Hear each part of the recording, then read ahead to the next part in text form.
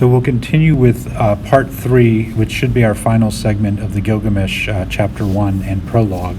And we'll pick up where we left off, which was the trapper going to visit Gilgamesh to ask advice on how to handle this wild creature that he discovered that was setting all the animals free, and that was very intimidating and strong looking. Now the trapper returned, taking the harlot with him.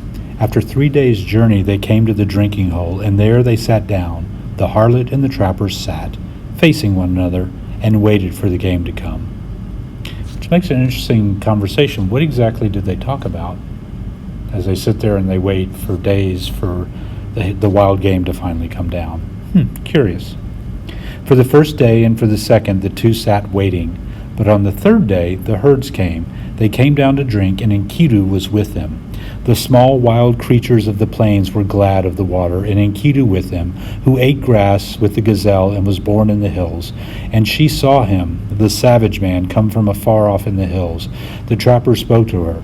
There he is. Now, woman, make your breast bare. Have no shame. Do not delay, but welcome his love. Let him see you naked. Let him possess your body. And when he comes near, uncover yourself and lie with him. Teach him, the savage man, your woman's art. For when he murmurs love to you, the wild beast that shared his life in the hills surely will reject him. So it's curious what we have going on here. Is the same, the trapper carrying out the advice that's been given to him again and again by Father and by Gilgamesh, and he tells this again to this woman. So what we have to see here is that this woman represents the civilizing power, of her powers, her abilities. She is going to take this wild creature and through her art of sex, basically tame him into a civilized man. And so that's the plan. The creatures will recognize that something has changed about him. He is no longer one of them, and they will reject him because of it. All right. So, of course, she does her job. She was not ashamed to take him. She made herself naked and welcomed his eagerness. As he lay on her murmuring love, she taught him the woman's art. For 6 days and 7 nights they lay together. For Enkidu had forgotten his home in the hills, but when he was satisfied, he went back to the wild beasts. Then when the gazelles saw him, they bolted away. When the wild creatures saw him, they fled. Enkidu would have followed, but his body was bound as though with a cord. His knees gave way when he started to run. His swiftness was gone. And now the wild creatures had all fled away. Enkidu was grown weak, for wisdom was in him, and the thoughts of man were in his heart. So I want to take a look at that line. His swiftness was gone.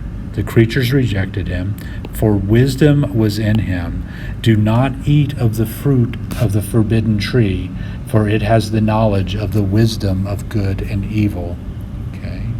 And so Enkidu now has found out, he's grown from this innocent stage to now he's an experienced stage, and that is why the creatures are rejecting him. So he returned. He sat down with the woman at the woman's feet and listened intently to what she said. You are wise, Enkidu, and now you have become like a god. Why do you want to run wild with the beast in the hills? Come with me. I will take you to strong-walled Uruk, to the blessed temple of Ishtar and of Anu, of love and of heaven, where there Gilgamesh lives, who is very strong, and like a wild bull he lords it over men. When she had spoken, Enkidu was pleased. He longed for a comrade, for one who would understand his heart. Come, woman. Take me to that holy temple, to the house of Anu and of Ishtar, and to the place where Gilgamesh lords it over the people. I will challenge him boldly. I will cry out aloud in Uruk. I am the strongest here. I have come to change the old order.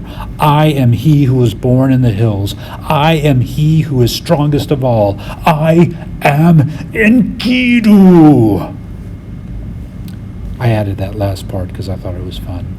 So what you have here is Enkidu now is taking charge. Now he has confidence. Now he wants to challenge. He sees himself boldly as the strongest of all, and he wants to challenge Gilgamesh for his place. So what we have here is good old-fashioned competition. She said to Enkidu, "Let us go and let him see your face. I know very well where Gilgamesh is in Great Uruk. Oh, Enkidu, there all the people are dressed in their gorgeous robes. Every day is a holiday. The young men and the girls are wonderful to see. It's just like magnolia. How sweet they smell. All the great ones are roused from their beds. Oh, Enkidu, you who love life, I will show you Gilgamesh, a man of many moods. You shall look at him well in his radiant manhood. His body is perfect in strength and maturity. He never rests by night or day. He is stronger than you. So leave off your boasting. Shamash, the glorious sun, has given favors to Gilgamesh, and Anu of the heavens, and Enlil and E, the wise, have given him deep understanding. I tell you, even before you've left the wilderness, Gilgamesh will know in his dreams that you are coming." Meanwhile, back at the ranch, Gilgamesh has been having dreams. Now Gilgamesh got up to tell his dream to his mother, Ninsun, one of the wise gods. "Mother, last night I had a dream. I was full of joy. The young heroes were round me, and I walked through the night under the stars of the firmament, and one, a meteor of the stuff of Anu, fell down from heaven. I tried to lift it, but it proved too heavy. All the people of Uruk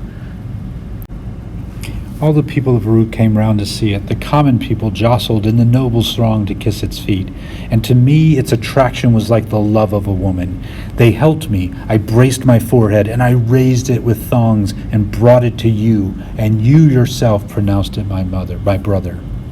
Then Ninsun, who is well beloved and wise, said to Gilgamesh, "This is the star of heaven, which descended like a meteor from the sky, which you tried to lift but found too heavy. When you tried to move it, it would not budge, and so you brought it to my feet.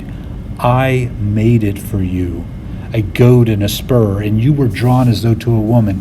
This is the strong comrade, the one who brings help to his friend in his need. He is the strongest of wild creatures, the stuff of Anu. Born in the grasslands, and the wild hills reared him. When you see him, you will be glad. You will love him as a woman, and he will never forsake you. This is the meaning of the dream." Gilgamesh said, "Mother, I dreamed a second dream.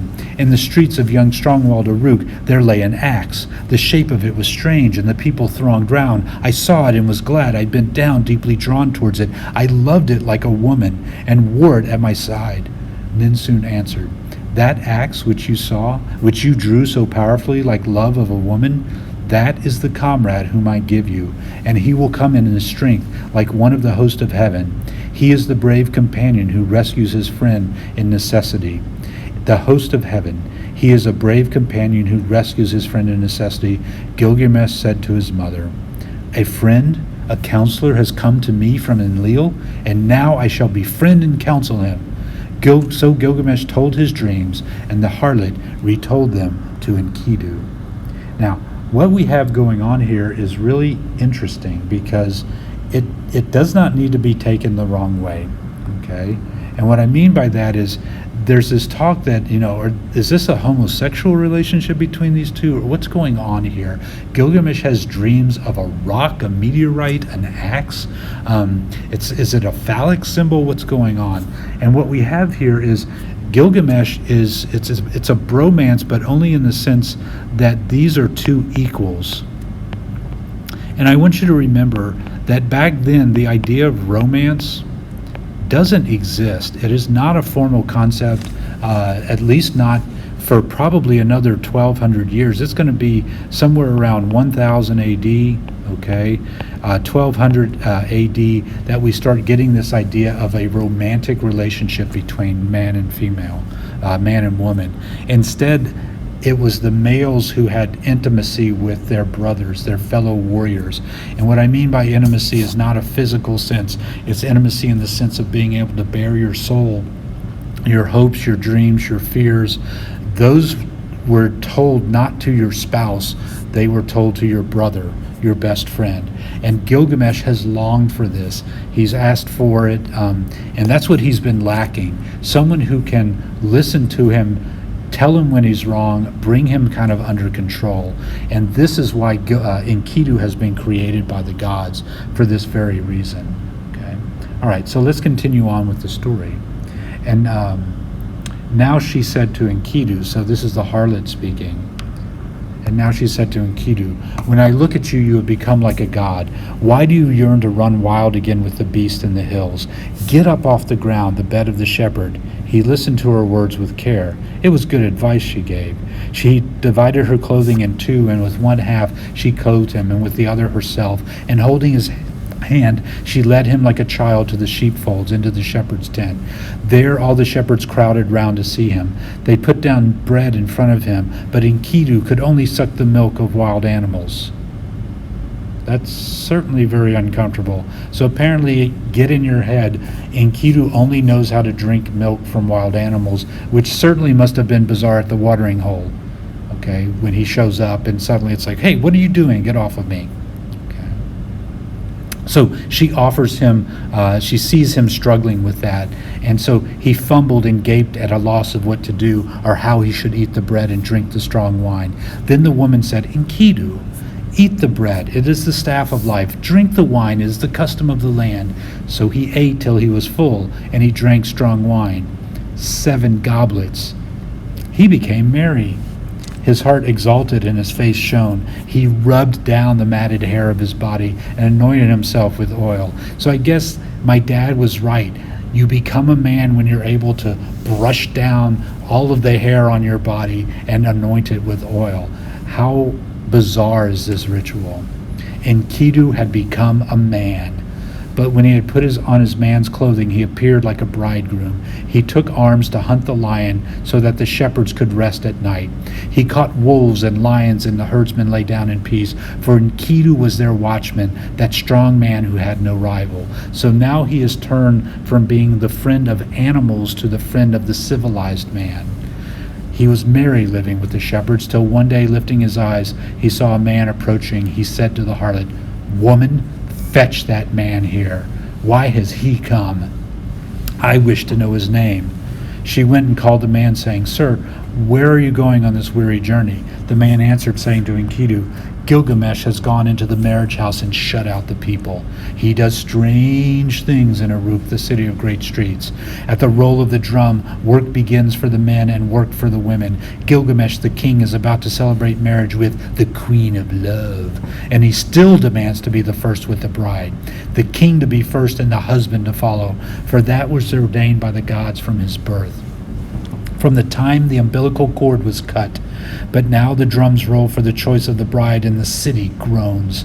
At these words, Enkidu turned white in the face. "I will go to the place where Gilgamesh lords it over the people. I will challenge him boldly. I will cry aloud in Uruk.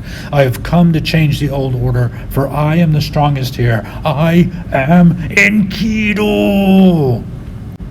Now Enkidu strode in front, and the woman followed him. He entered Uruk, the great market, and all the folk thronged round him where he stood, in the streets of strong-walled Uruk.